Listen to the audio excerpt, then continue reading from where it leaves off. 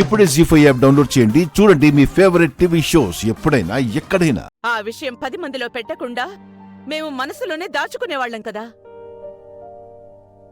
అక్షయ మా మనవరాలని మాకు ముందే తెలుసుంటే ప్రేమగా చూసుకునేవాళ్లం కదా. ప్రాణగండం తొలగిపోవడానికి మా వంతు ప్రయత్నాలు మేము చేసుండేవాళ్లం కదా. నిజం దాచి తప్పు చేసింది మీరు, నిర్ణయాలు తీసుకుని తప్పు చేసింది మీరు. ఈ విషయంలోనే కాదు, మీ ప్రేమ దగ్గర నుంచి, మీ పెళ్లి దగ్గర నుంచి, కడుపున పుట్టిన బిడ్డ వరకు చాలా చాలా పొరపాట్లు చేసింది మీరు.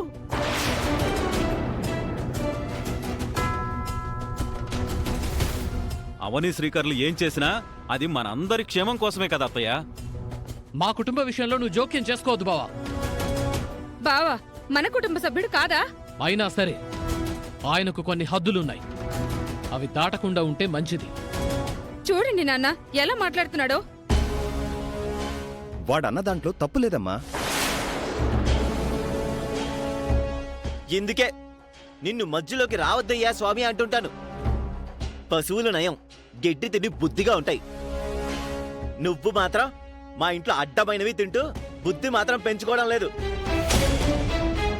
అక్షయ పరాయమ్మాయిగా ఉన్నప్పుడు అక్షయ్ గురించి గొడవలే, ఇప్పుడు ఏంటి వారసురాలని తెలిసిన తర్వాత కూడా గొడవలే. నీ జాతకం అయితే అయ్యుండొచ్చు, కానీ మీలాంటి పాదం అయితే కాకపోవచ్చు. పాదం గురించి నువ్వే మాట్లాడాలి మరి. నీ పాదం మా ఇంట్లో పడిన తర్వాత నుంచే కదా మా ఇంటికి శని పట్టింది. మర్యాదగా మాట్లాడవని. అవని చాలా మర్యాదగానే మాట్లాడుతుంది. ఇంకాపండి.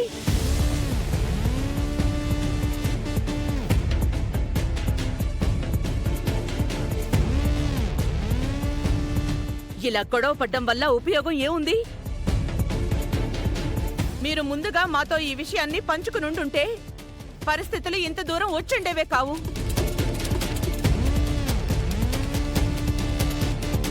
అమ్మావని, అక్షయ్ విషయంలో ఎంత బాధపడుతున్నావో మాకు తెలుసు.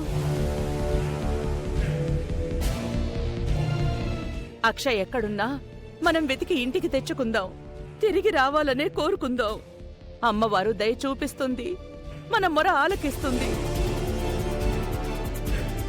నువ్వేం భయపడకవని. అక్షయ్కు ఆ అమ్మవారి ఆశీస్సులు ఎప్పుడూ ఉంటాయి.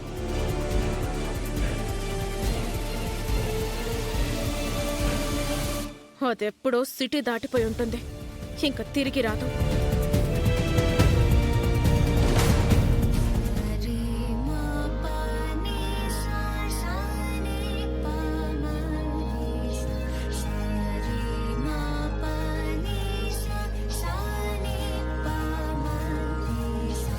కోడళ్ల రూపంలో నేను కోరుకున్న జాతకం నా ఇంట్లోకి రాలేదు. మనవరాలి రూపంలో వచ్చిందని నీకు తెలిసినప్పుడు భద్రంగా ఇంట్లోనే ఉంచాలి కదా. మరి బయటికెందుకు పంపించేశావు? నీకిది న్యాయం అనిపించిందా? నువ్విలా చేయకుండా ఉండాల్సింది. మేము తప్పు చేస్తే నువ్వు సరిదిద్దాలి. అలాంటిది నువ్వే తప్పు చేశావు. దీనిని ఎవరు సరిదిద్దుతారు? ఎన్ని సంవత్సరాల నిరీక్షణ నాది, ఎన్ని సంవత్సరాల ఎదురుచూపులు నా ఊరివి.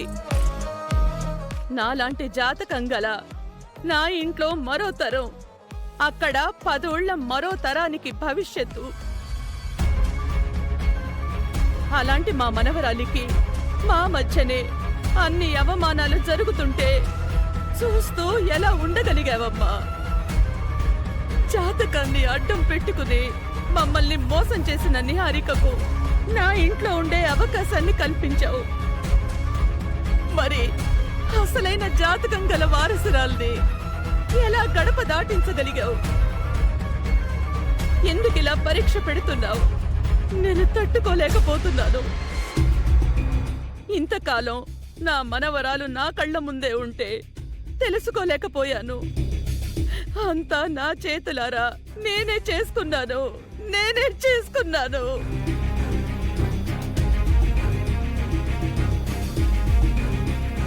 నా మనవరాల్ని అపార్థం చేసుకున్నాను.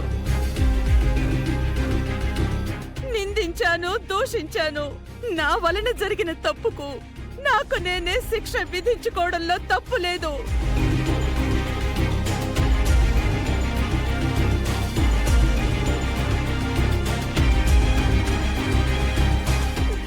వేద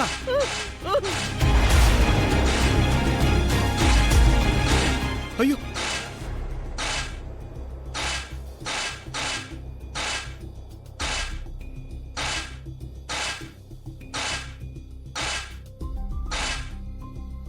నన్ను శిక్షించు, నన్ను శిక్షించు, నా మనవరాల్ని రప్పించు. నన్ను శిక్షించు, నా మనవరాల్ని రప్పించు, లేదంటే ఈ పశ్చాత్తాపం నన్ను దహించి వేస్తుంది. అయ్యో వేద మనవరాల్ని వేద, ఆగు. రప్పించు, నా మనవరాల్ని రప్పించు. నా మాట విను వేద. వేద జరిగిన దాంట్లో నీ తప్పేం లేదు.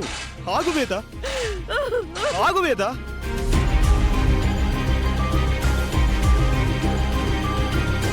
పది మందిని ఆపద నుంచి రక్షించేదానివి నువ్వు. నిన్ను నువ్వు శిక్షించుకోవడం వలన మనవరాలు ఎందుకు తిరిగి వస్తుంది చెప్పు? అలా వస్తుందంటే చెప్పు, నీలాగా నేను కూడా శిక్షించుకుంటాను. దీపం పెట్టడం, నైవేద్యం పెట్టడం, పూజలు చేయడం వరకు మన వంతు.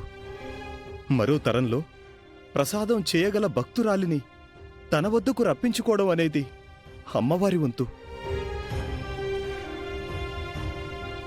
అటువంటి బాధ్యత మన మీద మాత్రమే కాదు, సాక్షాత్తు అన్నపూర్ణాదేవి మీద కూడా ఉంది. అందుకే మన కులదైవమే మన వారసురాల్ని మనింటికి రప్పించుకుంటుంది. నువ్వు ఆవేదన చెంది ఆవేశంతో నిన్ను నువ్వు గాయపరుచుకోవాల్సిన అవసరం లేదు. పెద్ద పెద్ద సమస్యల పరిష్కార భారం ఆ తల్లి మీద వేశాం. ఇది కూడా వేద్దాం.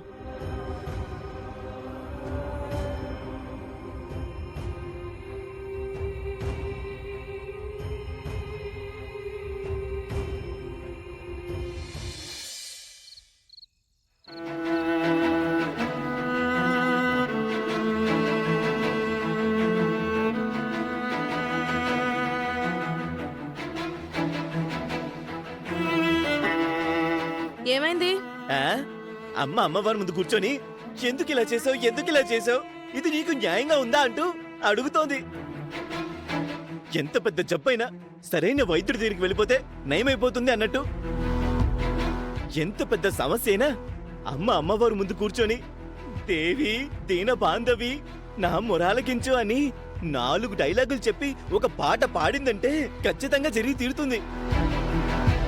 ఇదిగో ఇప్పుడు అక్షయ్ విషయంలో కూడా అలాంటి ట్విస్ట్ ఏమైనా జరుగుతుందేమో అని నాకు చాలా భయంగా ఉంది బంగారం.